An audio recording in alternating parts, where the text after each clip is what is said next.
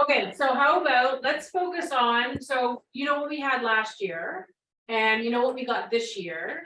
So how about you give us a kind of an overview of what things are different this year and what things to focus on, so that anyone who's trying the new wines from Trail Estate for this season can kind of get an overview of what's hot. Totally. So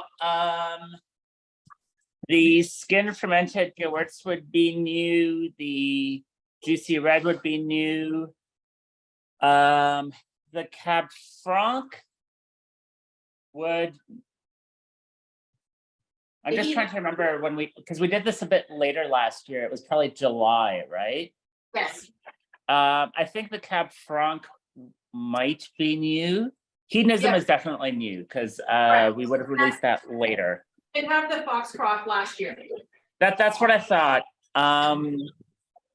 Skin Gewürz, I think, was released a little bit later, so you would have probably been on the prior vintage. Juicy red. And unfortunately the Viognier is the one that would be new as well, which you didn't get. But I will be getting. Yes. Which is very good.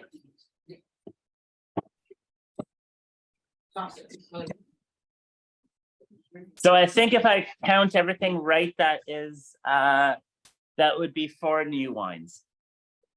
Okay, so 4 new to everybody, not just new to us, right? That is correct, yes. Okay. Okay, thank you. Yeah. No, I mean, and we can always go over anything else if you want to revisit anything. So you know what, how about let's start out, because depending on if people are watching this little video clip for the first time, kind of give an introduction on Trail Estate Winery and what your focus is, because one thing that I like to always brag about to everybody is about how unique it is and how the wines are so different from anything else that other people are tasting, even just from Ontario. So maybe kind of give an overview of what your goal or focus is usually, like what your overall thing is, what your and then what this year, based on the harvest, the wines that were produced, if you found there was anything different from that. Totally. Okay. Trail Estate, I mean, we are based in Prince Edward County, so just 2 hours east of Toronto. And what we grow on our property tends to be the earlier ripening varieties, just because we tend to be in a little bit of a cooler area. So things like Chardonnay, Pinot Noir, and a lot of the component parts to our sparkling program. Okay. Overall, in terms of the winery's approach, low intervention across the board, and that covers kind of all categories of wine, regardless of whether the category that we're talking about is sort of a really classic Chardonnay, whether it's Cabernet Franc, or whether it's our skin fermented whites, our nouveaux such as Eau Julius, and then also any orange wines or pet nats. So we do have quite a lot. We make a lot of different wines throughout the year, each of those in really small batches. So everything's like, we do have quite an eclectic or esoteric list, and it changes quite often. And I would say everything is low intervention. And what I mean by that is it's all wild fermented.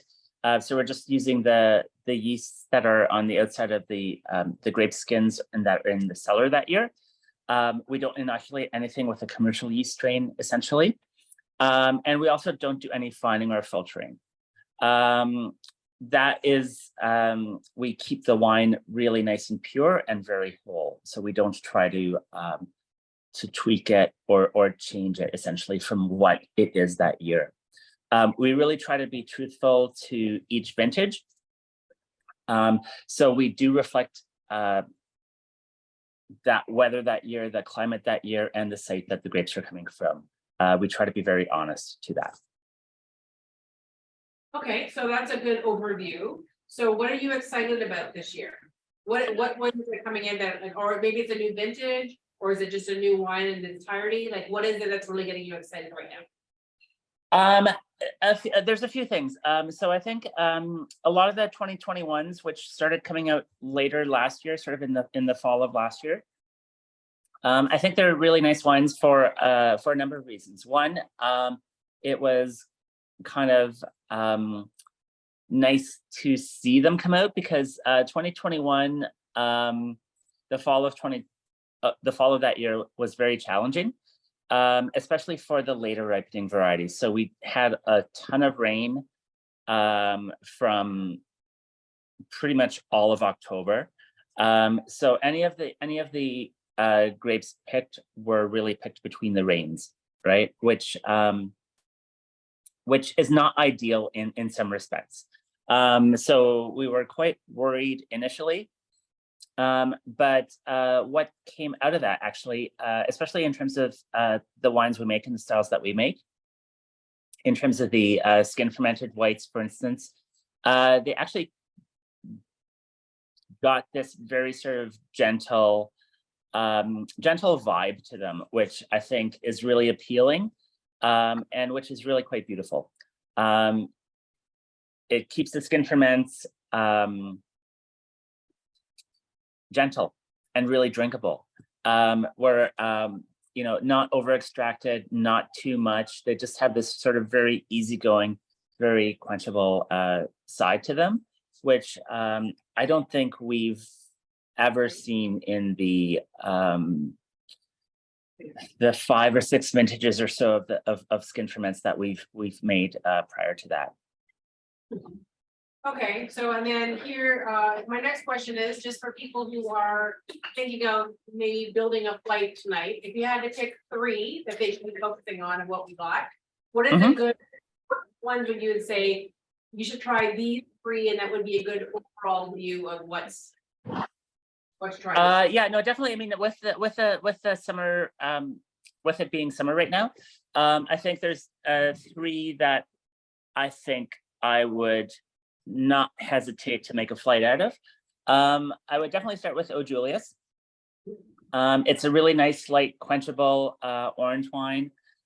Shake it up before you open the bottle as well, just to sort of distribute all the sediment in there.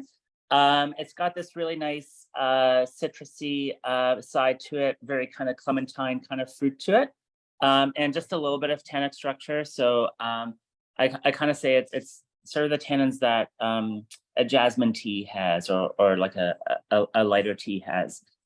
Super food friendly, especially if you're doing anything grilled or fried, I should say. So any sort of calamari, any little bit of fried chicken bites, anything with a little bit of any sort of a little bit of heat to it, a little bit of Asian sort of side to it.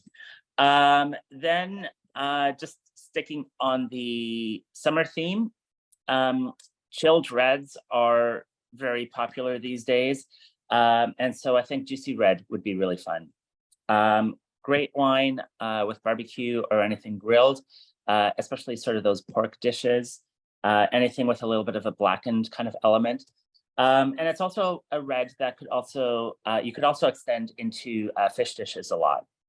Wow. Right? So likewise, anything that has a little bit of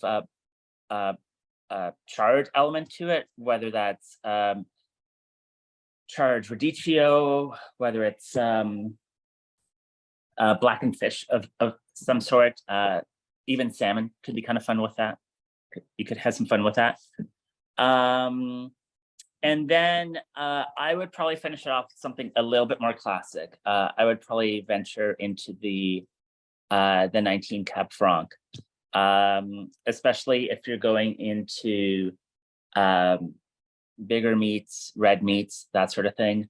I think it's just a really fun Cab Franc. Also, I would probably say it's a bit of an atypical vintage for that wine, just because it was a bit of a later start, so kind of a cooler vintage overall. And it just has this really nice sort of dusty sort of sensibility to it, which I think is really appealing. I love that Cab Franc. I said it's one of the bonuses of working here on Thursday night is that the staff, all before we open for the evening at 4 o'clock, we all sort of sit around and we try them all. We don't usually have this price sample, So everyone's in a very good mood right now. Perfect. Which is good. We're very looking forward to it. Okay, and then what are you looking forward to for 2023? Is there anything that new that's coming, things we should be watching out for, stuff that you're excited for in the future? Yeah, I mean, it's a bit hard to say. I mean, it's always a tricky time of year to try to make predictions.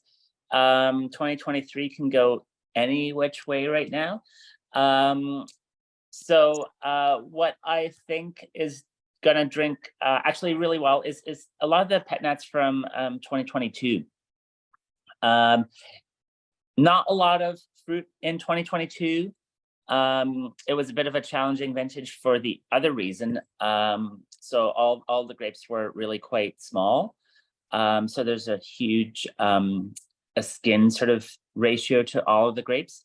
But what you would have with a lot of the 2022 vintage is just really nice extractions and really dense flavors.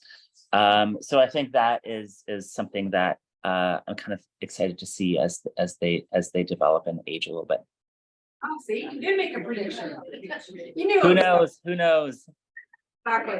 Okay, and then the final thing that someone was down, see Trail Estate, Standard State Winery. Is there anything, I'm just trying to think of like, besides just coming in for a visit, do you have specific hours for your tasting room? Is there any other kind of little taste and tour things? Just for knowing to come and visit you, is there any timelines, rules? Yeah, totally. You can drop by Trail Estate anytime. So we're open 7 days a week from now through to around Thanksgiving. And we are offering cellar tours and tastings every Friday and Saturday up until then. Those are best to book on our website if you want to join us for those. They're really in-depth. We go through about 6 different wines. We show you around the facilities in the vineyard, and it lasts about an hour, which is really fun. Well, you know me, I'm gonna be down there for that like tour tasting. Just give me a heads up. When I'm coming. Anyways, again, I appreciate it. I said our staff is really looking forward to it. I know our guests were as well. And we look forward to sharing all these wines and hopefully we have a big sellout night for you. Okay, awesome. Thank you. And have fun up there, okay? Well, thank you. Take care. Bye. Okay, thanks.